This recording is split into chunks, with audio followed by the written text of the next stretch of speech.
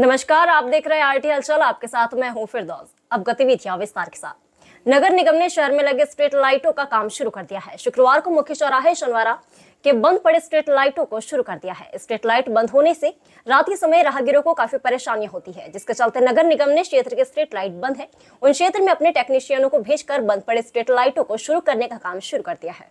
बुरहानपुर नगर निगम ने शहर में लगे स्ट्रीट लाइटों का मेंटेनेंस शुरू कर दिया है। शुक्रवार को नगर निगम ने मुख्य चौराहे शनिवारा के बंद पड़े स्ट्रीट लाइटों को शुरू कर दिया है। स्ट्रीट लाइट बंद होने से रात के समय राहगीरों को काफी परेशानियां होती है, जिसके चलते नगर निगम ने क्षेत्र के स्ट्रीट लाइट बंद है उन क्षेत्र में अपने टेक्नीशियनों को भेजकर बंद पड़े स्ट्रीट लाइटों को शुरू करने का काम किया जा रहा है। नगर निगम में काम करने वाले कर्मचारियों को वेतन जारी हुआ, लेकिन वेतन जारी होने के बाद इसका विरोध भी शुरू हो गया है। दरअसल नगर निगम ने पिछले माह से उपस्थिति लगाने के लिए फिंगरप्रिंट मशीन का उपयोग शुरू किया, जिससे कर्मचारियों का सही तरीके से वेतन नहीं हुआ, जिसका कर्मचारी विरोध कर रहे हैं। बुरहानपुर नगर निगम द्वारा सफाई कर्मचारियों को शुक्रवार को वेतन जारी हुआ, लेकिन इसके बाद निगम कर्मचारियों की भीड़ लग गई। दरअसल कर्मचारियों को 1000 रुपये का वेतन काट दिया गया। निगम ने पिछले माह से उपस्थिति लगाने के लिए फिंगरप्रिंट मशीन का उपयोग शुरू किया। कर्मचारियों ने पूरे समय काम किया और मशीन पर फिंगर भी लगाए, लेकिन मशीन ने उपस्थिति नहीं लगाई। मशीन के डाटा के आधार पर निगम ने वेतन जारी किया तो कर्मचारियों को आधे से भी कम वेतन आया। कुछ कर्मचारियों को तो सिर्फ 1 दिन का वेतन जारी हुआ है। इस कारण कर्मचारी विरोध करने निगम कार्यालय पहुंचे। अभी स्वच्छता सर्वेक्षण चल रहा है, सर्वे जल्द होने वाला है। ऐसे में इस तरह की गड़बड़ी से सफाई व्यवस्था पर प्रभाव पड़ सकता है। कर्मचारियों ने जानकारी बताया है कि जनवरी माह का जो वेतन मिला है अभी कल डला है पेमेंट, जबकि शासन के स्पष्ट आदेश है कि 1 तारीख से लेकर 5 तारीख तक के 34 घंटे के कर्मचारियों को वेतन दिया जाना चाहिए। लेकिन बड़े दुर्भाग्य की बात है कि कर्मचारियों को हर महीने 20 से 25 तारीख को तनख्वाह दी जाती। इनके द्वारा जो लोन ले रखा है, पर्सनल लोन ले रखा है, किसी ने अपने बच्चों की शादी के लिए लिया, किसी ने मकान बनाने के लिए लिया, तो बैंक इन पर डबल टिबल ब्याज लगा के वसूल कर रही है। और हमारी नगर निगम के अधिकारियों द्वारा 15 तारीख के दिन तो सफाई कर्मचारियों का बिल बनाने के लिए बैठते हैं और 20 से 25 तारीख को ये बताते हैं कि चुंगी नहीं आई है, जबकि शासन का स्पष्ट आदेश है कि चुंगी आए या नहीं आए सफाई कर्मचारियों को तनख्वाह देना चाहिए। तनख्वाह कटने का क्या कारण सामने आया? तनख्वाह कटने का कारण ये है कि इनके द्वारा बताया गया है कि कर्मचारियों के द्वारा कि हम कामों पे पूरा गए, जिसमें पार्षद महोदय द्वारा, सेक्टर अधिकारियों द्वारा, सुपरवाइजरों द्वारा इनकी हाजिरी भरी गई है, लेकिन इनका कुछ अंगूठे का मसला है कि अंगूठे नहीं लगे तो तनख्वाह नहीं दी जाए। जबकि कर्मचारी 8 घंटे से ऊपर काम करते हैं, कभी भी सेक्टर अधिकारी सुपरवाइजर बुलाते हैं इनको, ये कामों पे जाते हैं बेचारे, और मशीनें ख़राब होने के कारण उसकी कोई जांच नहीं हुई कि किसकी मशीन ख़राब थी, किसकी मशीन नहीं ख़राब थी। सभी के कम से कम 100-125 लोगों का वेतन कट गया, जो कर्मचारी अब भुखमरी के शिकार पर है। हमारी तनख्वाह पूरी 42,000 कट गई है। अंगूठा दे रहे, पहले बात तो मशीन खराब, फिर हम करें क्या? अब ये मशीन वालों को पकड़ो ना, और पहली बात तो ये अंगूठा का रोल बंद करो। पूरी कट गई हमारी, 0 पेन भी नहीं है। नगर निगम में काम करके झाड़ू का तनख्वाह हमारी अभी तक के चलते 16,700 रुपये पेमेंट थी मेरी। उसमें से 14,000 रुपये पेमेंट पूरी कट गई है। 2800 रुपये पेमेंट बनी। कभी मशीन खराब हो जा रही, कभी मशीन में चार्जिंग नहीं, कभी जमदार बदल जा रहा है तो सेक्टर अधिकारी मशीन नहीं ला रहा है, वो उतार के ले जा रहा है, कागज के ऊपर है। उनने बोले पूरी हाजिरी भरी भी तुम्हारी रेगुलर है। अब यहाँ पे रेगुलर हाजिरी की वजह हमारी तनख्वाह हमारे को हाजिरी पे बरोबर देख रहे, सब काम करता हूँ बरोबर देख रहे। मैं डबल काम कर रहा हूँ, डबल काम करने के बाद भी मेरे पूरे खाड़े हुए। ग्राम बहादुरपुर मार्ग पर एक बस स्पीड में जा रही थी। रोड के बाजू में रेत थी। स्पीड काबू नहीं हुई तो ड्राइवर ने रेत में बस को घुसा दिया, जिससे एक बड़ा हादसा टल गया। मध्य प्रदेश परिवहन की बस थी जिसमें यात्री सवार थे। बुरहानपुर के ग्राम बहादुरपुर मार्ग पर एक बस स्पीड में जा रही थी। रोड के बाजू में पड़ी रेत में अचानक जा घुसी, जिसके चलते मौके पर अफरा तफरी मच गई और एक बड़ा हादसा टल गया। दरअसल यात्रियों से भरी मध्य प्रदेश परिवहन वाली बस यात्रियों को सफर करवा रही थी। इसी दौरान बहादुरपुर के बाबा साहेब के समीप रेत पड़ी थी और बस काफी तेज गति से चल रही थी। अचानक बस अनियंत्रित हो गई और रेत के ढेर में जा घुसी, जिसके चलते एक बड़ा हादसा टल गया। ग्रामीणों ने जिला प्रशासन से मांग की है कि ऐसे बस चालकों पर कड़ी कार्रवाई की जाए, क्योंकि हाल ही में नेपानगर क्षेत्र में बस पलटने से कई बच्चे घायल हुए थे। ऐसे में बड़े हादसे न हो और इन पर अंकुश लगाया जाए। तेज रफ्तार चलने वाले बस चालकों पर कार्रवाई करे। ये ग्राम बहादुरपुर में ये मेन स्पॉट है।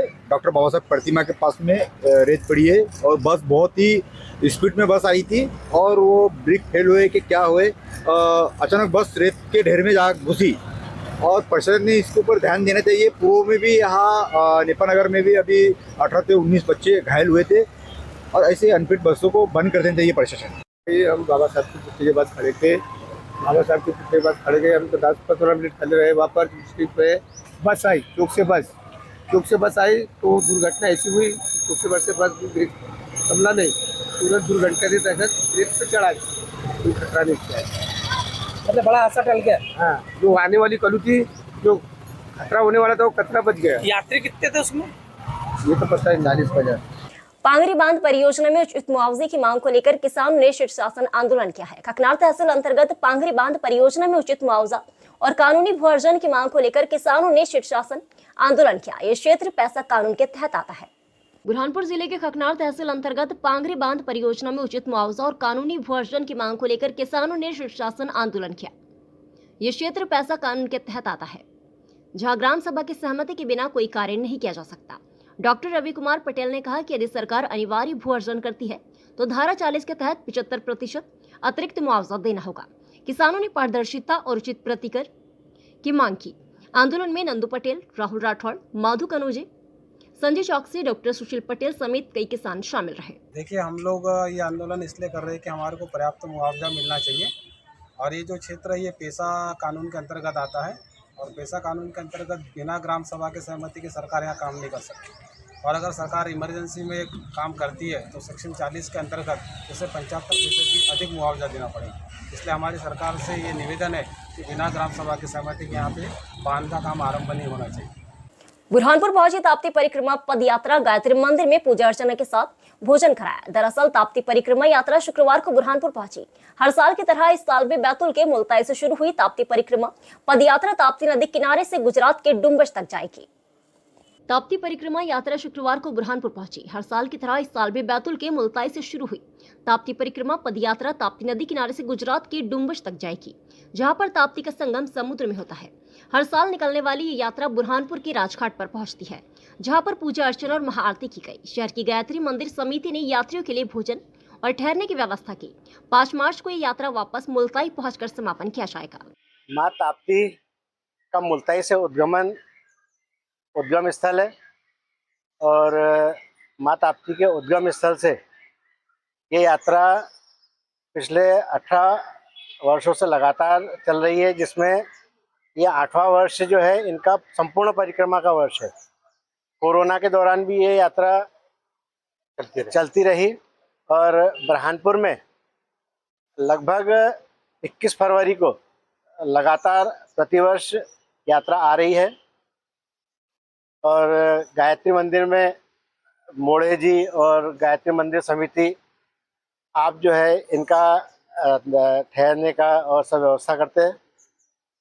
इस प्रकार से ये यात्रा अब 5 मार्च को मुल्ताई पहुंचकर वापस मुल्ताई से निकली और जहां माँ ताप्ती का संगम होता है, उद्गम से निकल के संगम में डुमस सूरत में, वहां से बोट में मतलब जहां समुद्र में से होके वापस ये यात्रा के यात्रियों ने हजीरा गए और हजीरा से वापस शहादा प्रकाशा होते हुए बुरहानपुर पहुंचे हैं और अब ये वापस 5 मार्च को मुल्ताई पहुंचेंगे, जहां पर यात्रा का पूर्ण होगा और ये पूर्णांक होकर और अगले साल के लिए फिर यात्रा की तैयारी होगी।